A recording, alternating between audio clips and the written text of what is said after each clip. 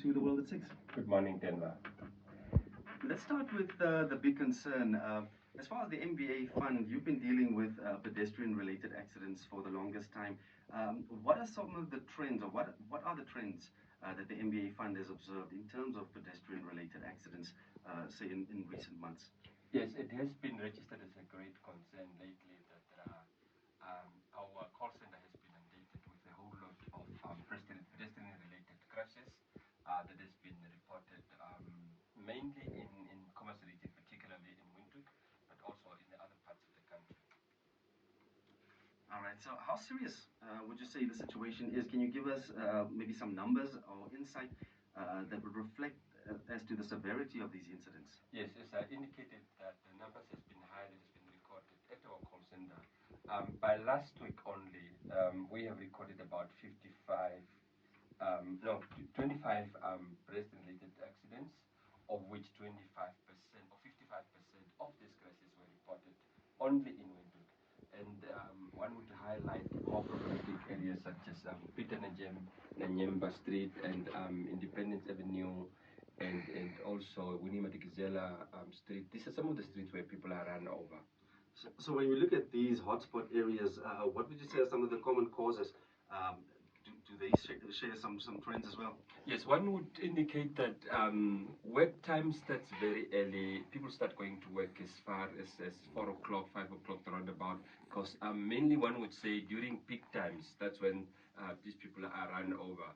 As I said, from 5 to around about 8, and there's also lunch break, 12 to 2 o'clock, and in the afternoon, that's where these crashes are reported. And one would indicate that the contributing factors would be that there are a number of factors. There's limited awareness that are out there that we need to do to the road users. There's a poor visibility. Around about 6 o'clock, it's still dark.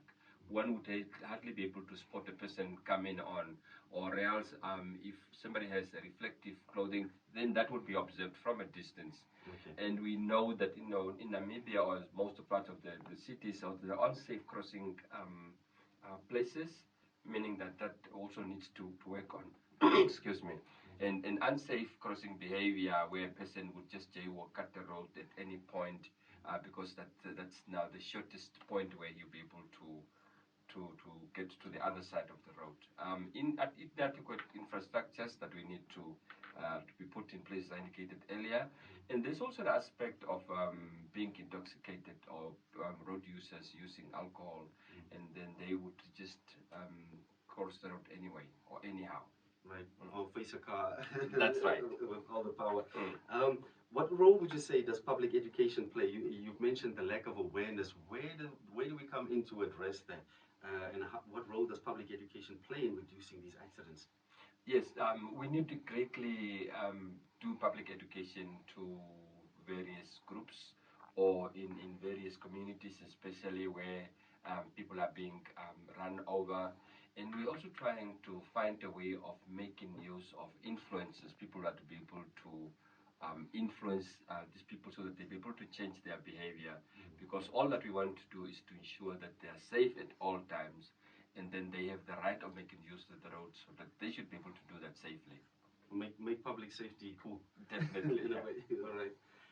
Let's talk about the Easter being around the corner, and traffic volumes which are set to increase. What is the MVA Fund's main message to road users during this time, especially pedestrians and drivers? This time around, we would like to call on all road users to make sure that they are safe at all times. You must know their responsibilities. Pedestrians, they are expected to make sure that they are crossing at the demarcated places. They are crossing at traffic lights when the light is green.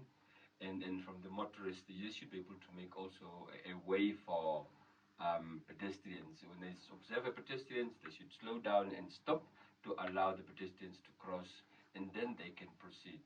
I believe that's the only way that we'll be able to ensure that we don't have any injuries, we don't have any fatalities when it comes to pedestrians, especially this Easter weekend, where people are traveling to various destinations, and we should be on the lookout and be vigilant at all times. All right, let's talk about motorists who often feel that the road belongs to them, and you often get complaints, especially when people get hurried. There's sort of a disregard for the traffic rules and such.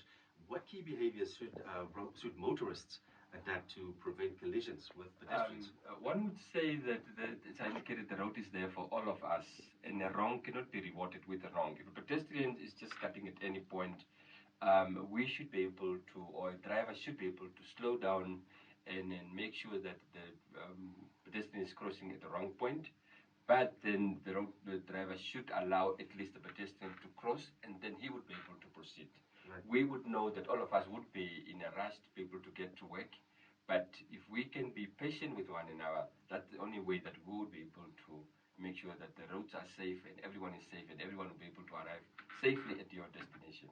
All right. Let's talk about what we hope would not happen in this case. You've given some suggestions as to how to be a responsible road user. What if someone witnesses or is involved in a road crash? What is the correct protocol? How should they engage, and how should they engage with the MVA Fund? What is being expected is for them to reach out to the Motor Vehicle Accident Fund through call centers, through the number 9682, that our emergency number that can be dialed at any time. It's toll-free. What you should do is just dial the number, and we call upon each and everyone to make sure that they are saving these numbers on their mobile phones. Okay. Because I would promise you that when an accident happens, you would not be able to recall that number out of your head. Right. But if you'd be able to lean back on your phone and be able to assist you, be able to find the number and dial it, and there's a person on the other end who's always willing to answer that call. And we'd expect from you to provide us with all the necessary information as to where the crash happens, how many people are involved, and what else you can see, so that when we send an ambulance and a police to the scene, then we know they go there prepared. Right. If there's fire, they need fire extinguishers. People caught up in a vehicle, they will need jaws of life to be able to extract these people.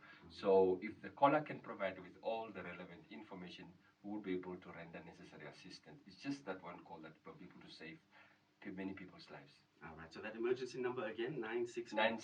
9682, that's the number to dial, and then as I indicated, it's toll-free. You don't need to have money on your phone.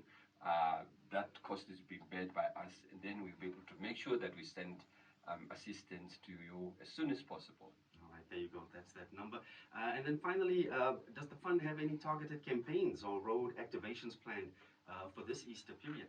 Yes, this time around we are focusing on all road users, but we make sure that we are manning the road traffic checkpoints to ensure the safety to ensure that all motorists are in a roadworthy condition. Obviously, we would be collaborating with law enforcement, and it's a number of stakeholders that are doing this, not only the Motor Vehicle Accident Fund, National Road Safety Council, the Private Sector Road Safety Forum, the Public Passenger Transport. So it's a whole big group, and the municipal local authorities of various towns that are also making sure that they are at the roadblocks, that they are at various sides of the roads, just to make sure that people are leaving one point and arriving safely at another destination. All right. Well, Mr. Lukambe, thank you so much for coming through this morning and sharing some of that information. I'm sure it's going to be very useful for whoever's driving around now and saving that number. Just for those who might not have had it, 9682, that's the emergency number for the MVA Fund. Please dial it as soon as you're in trouble, you find yourself in an accident or you've witnessed a road accident. Please, as much of the detail that you can share with them. Mr. Lukambe, thank you again. It's my wholehearted pleasure. Thank you. Indeed.